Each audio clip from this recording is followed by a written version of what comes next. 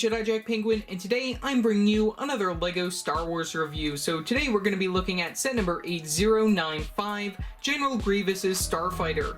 This set includes 454 pieces and originally retailed for $49.99 back in July of 2010. Obviously, I got this back in the day when it released. I do still have the original box and then the instructions. I will not be showing off the extra pieces, however. Also, I did lose my General Grievous minifigure, but I was able to buy one off eBay just a couple of weeks back, so that's why I'm bringing you the review on this. I'm also bringing you guys this review because we are going to be getting another General Grievous Starfighter in the summer of 2020 for the summer 2020 LEGO Star Wars wave, so look forward to that. I might buy that set, but it turns out that that set is probably going to be $80, which I think is a little bit too expensive, which is why I'm going to convince you why this set is better than it, and also why the 2008 one is also a very nice set to get as well. So you guys can expect lots of General Grievous related reviews in the future, and a lot more Clone Wars related stuff as well. Putting all that aside, here's a quick look at the box. We have the summer 2010 box art right here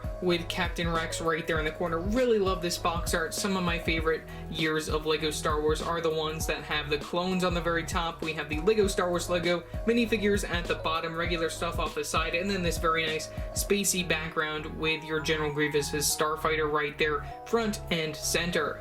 So taking a look at the very back, we can just move it like such. Here's a look at the play features on the very back of the box. You can see your characters interacting in the ship, and then the other small build that is included. We also do get some advertisements for 3 other sets that release alongside this one. I do own all 3 of those sets, and I do have reviews up for the Clone Turbo Tank, and I have a somewhat review of the 2010 Slave 1, which is inside my comparison video for the Slave 1, which is in my comparison video for the 2019 Slave 1. You can check that one out in the description below as well. And then I do eventually have to rebuild that set, which is the Palpatine shuttle. We also do get all the regular stuff on the very back. I did tape this box up so then it wouldn't fall apart while I'm taking a look at it. Very top, LEGO Star Wars Lego set number, your characters right there yet again. Sides of the box don't really feature too much of anything special, smaller pictures of the set. And then another smaller picture on this side. Very bottom features another small picture, LEGO Star Wars Lego. I did buy this at Toys R Us back in the day, which is why this has the Toys R Us sticker, and then a quick little LEGO Club advertisement. This was also before Disney owned Star Wars LEGO trademarks, which is covered up by that. And then the barcode for this set if you were interested in that. So yeah, that's pretty much all for the box, so let's take a quick look at the instructions, and then we'll look at our minifigures, and then the final overall model. Looking at the instructions, we only get one instruction manual within this set. Pretty much mimics the front of the box for the front of the instructions. Very back features the Win Kid from all the way back in the day. And flip right in. We do have to look at this somewhat upside down. We do get some advertisements for some of the summer 2010 LEGO Star Wars sets right here. I do own all of these sets that are pictured. I do have the review for the Clone Turbo Tank like I mentioned before. I do eventually have to review the Plo Koon Starfighter. I do own that set within my collection as well. We have a quick advertisement for the Arc 170 set. I do have to rebuild that and review that as well. Same thing goes for the Droid Tri-Fighters right there, or whatever they're called. We also do have some play features on this page, piece count for another page, and then I believe we have the final overall model right here, and that is all for the instructions. So yeah, that's all that I gotta say for that, so let's take a look at our minifigures. Taking a look at our first minifigure, here is EVA-4D. This character is General Grievous's medical droid. This character inside Star Wars The Clone Wars is the character that tries to fix up General Grievous when he does get into a patch where his legs are cut off and his arms are getting cut off and all of that. And we also do get Kit Fisto's Padawan in this set, who we'll talk about in a little bit. But this is really cool to see that they did base this off an actual episode of the first or second season of the Clone Wars. I don't remember when it came out, but it was probably in the first season of the Clone Wars. This character has a somewhat similar build to a battle droid right here, using the battle droid legs and arms for the character. We also use the torso piece, which they used for the Magnum Guards characters. Moving on, we also do get some accessories, we get one of these serving hand pieces in dark gray, as well as one of these razor pieces in dark gray. Very interesting accessories, I guess. And then we also do get this sort of back accessory going on, since we do get a stud on the very back of that torso piece, which then we put one of these dish pieces in dark gray, and then we get one of these T pieces in light gray, which connect two more of these dark gray arms, the battle droid type, which then connect these other sort of accessories. We get a sort of light going on over here with two of these translucent studs for the lights, and then we also get this saw, which I guess you can use to saw into General Grievous. We also do get one of those cylinder pieces inside that tan color as well, which then leads to one of these slope pieces for the head of the character, which one thing to note is that this character could come without a sticker for the face. I don't know which version of this set had the one without the sticker, or if they updated it later on, because this sticker probably peels a lot easily if this is a character that you want to play with. Since LEGO doesn't typically do stickers on minifigures, I thought that this was very interesting for a 2011 release. Also, do note that there is a small box version of this set, since also LEGO was testing small boxes for LEGO sets at this time as well. But I don't know what was the case when it came to this character either having a sticker or not having a sticker when it came to the face of it. But otherwise, that's all that I really have to say for this specific character. I know it's a lot, but yeah, let's move on to our next minifigure. Our next minifigure is Nidar Veb right here. This is Kit Fisto's Padawan, and also spoiler alert if you haven't seen the episode that this set is based on, this character actually dies within this episode and gets killed by General Grievous. And then I guess his lightsaber becomes part of his collection, but that obviously isn't shown within the set since General Grievous also gets all four of his lightsabers. This character has some very nice dark tan legs right there and some dark tan arms. We do get some brown hands for the flesh tone. We get some printing for the very front of the torso piece being that regular tan torso. We get some back printing as well for the back of the hood and also the belt and everything going on. And then we also do use a reuse of the Admiral Akbar headpiece, which I think fits his character pretty well since he is that species. But I just find it very weird and a very interesting character to have included within this set, even including that he died within the series for this specific scene and episode. And since he is a Jedi, he does come with a blue lightsaber for his accessory, and yeah, that's pretty much all that I gotta say for Nidar Veb.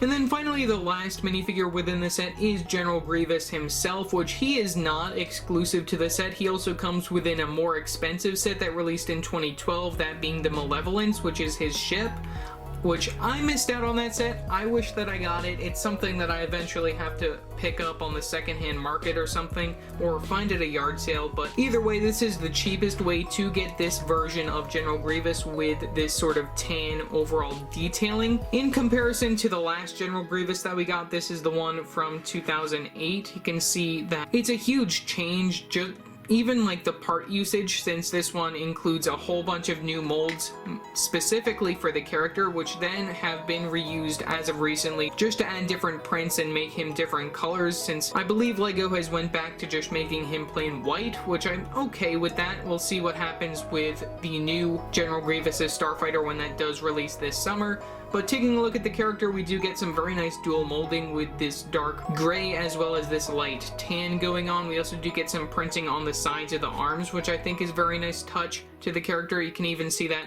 on the very top over here on these top arms, which connect even to the other arms. I really think that this is a very amazing step up for LEGO when it came to General Grievous, and I really like the overall design of the character. You can take a look at the back. And all the different types of molding that they did on this character I think is just very well done. And then of course, since this character is connected via those clip pieces, you can see that his legs can move. Both of them can move. If you do take him off, you can move the legs like such. You can also move the arms back and forth, and then you can also move the arms that are attached to the arms. Those are connected by clip pieces like shown right there. And then the head can of course move up and down, and that is connected by another clip piece. So yeah, overall a very nice minifigure to get, and I'm very happy that they did update him in a way that he could be remade, and he just works very well with the system. So yeah, that's all that I gotta say for General Grievous. Looking at the smallest build within the set, we get this little platform area which has the little chair where you can repair General Grievous. You can just toss him in the chair. He doesn't really clip to any studs since, you know, he's a battle droid type like character. You can't really clip him on to the surface. You just gotta make sure that he stays where he is. And then of course you have your medical droid character going on over here, so then you can have him working on General Grievous and replacing his arms and limbs and all of that. But one thing to note is that you only get one set of these arms and limbs, which is why I had to buy another General Grievous since I didn't have this one in the first place since I lost it. The chair does spin on one of those spinny pieces right there, and then it does work like a normal chair. Just having some other extensions right here using these clip pieces for the very bottom for the footrest, as well as a clip piece to make your character up to lie back a little bit. So if you do want to have General Grievous lying down, you can have him lying down like such.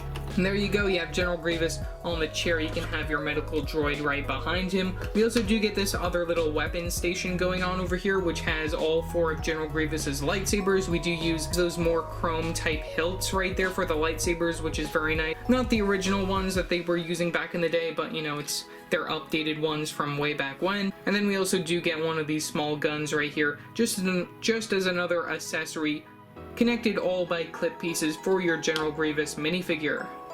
If you are interested what General Grievous looked like with all of these lightsabers, here's a quick look at that. Just a very nice minifigure, and I do really like how his arms are so articulate that you can actually have his lightsabers in really any direction. The only complaint that I really have is when it comes to the side arms and holding the lightsabers like that. You do want to probably have those held back a little bit, or maybe even remove them, since General Grievous does typically sometimes just fold in his other arms just into his regular arms, so then he only has the two arms, one on each side. But otherwise, that's all that I gotta say for our minifigures and then the smallest build. So let's take a look at General Grievous's Starfighter. Okay, so here is the final overall model for General Grievous's Starfighter. Overall, this is the second version of this ship to ever be released. The first one was back in 2008, which I have yet to review that, but I should be able to bring that probably next week if I can, but if not, when I probably pick up the Summer Wave version of this ship. Also, you guys can probably expect a comparison if I am the first one to pick up the General Grievous 2020 Starfighter set, but putting those points aside, let's take a look at the overall ship. We do get some stickers for some detailing right here. You can see it on the very side of the wings using these arrows right here, and I believe that we get a couple more stickers just inside the cockpit, which I'll show in a little bit. You can take a look. We use the same sort of reversed sticker on this side. You can see the detailing on the very sides of the wings right here, very nicely done using those tap pieces and some other different types of clip pieces just for some other details. We do get some fake guns at the very front, and also this was before stud guns ever really existed, so that's yet another reason why this ship probably needed to be redone again, since they're probably going to put some stud guns on the 2021, so we'll have to see what happens with that. You have the very front using these cone pieces just to make it all curved up at the front. You can take a look at the detailing on the very front of it as well, using the same sort of color scheme, using this dark gray and this tan as well as this brown color, which is sort of similar design to the one that came out in 2008, which I think is very nice that they did try to keep it somewhat similar, but we'll see what happens with the 2021, like I said, in comparison to this one. We do use a couple of different slope pieces throughout it just to make it nice and even, and some other types of tile pieces throughout it. We do get the very back right here, which you can see the engines right here using these dish pieces in trans blue. We also do get this very back area, which can fold up for when your Starfighter is actually flying, or you can have it down when it is landing. So when you put this down, you can see that that supports it. When you do take it up, it might fall down a little bit, but only if you do press it like that. But that is meant for like a support for the very back of it. But when you have your Starfighter flying, you should have that up like that, and then you just have it flying into action. Getting right into the cockpit area, we do get some flags at the very back right here, these curved flags. Those are pretty nice. And then you do get the cockpit, which slides off very easily. You can just slide it back. It has a very nice print on it on the very front as well. I do like that they did make an exclusive printed cockpit for this set, which, you know, that is definitely a very nice bonus that LEGO doesn't really do very often for LEGO Star Wars sets, give them exclusive printed pieces. We do get some stickers in here on these slope pieces just for the side control panels for the ship. And then, of course, you can put your minifigure of General Grievous inside the Starfighter, but one thing to note is that you should take off the 2 extra arms just so then you do have a regular General Grievous when you put him within the vehicle. So placing General Grievous into the ship, you can just place him in like such. Make sure that his arms are all positioned and his head is down, and then you can slide the cockpit area right back, and then you have General Grievous inside the cockpit. Very nicely done by LEGO right there. And then you can take a nice zoom in, you can see his face poking out of that little trans-clear hole area around the printing. And yeah, that's pretty much all that I really have to say for putting him inside there. The wings are attached on the side using some Technic functions. You can take a look at the very bottom right here. We do get one of these pretend missiles right here. You are supposed to pretend to take this piece off, and then that does fire off as one of the only missiles. There are no flick missiles, which I think is a little surprising, which I think that they could have probably done with that, having them like on these side areas, but I'm fine with it.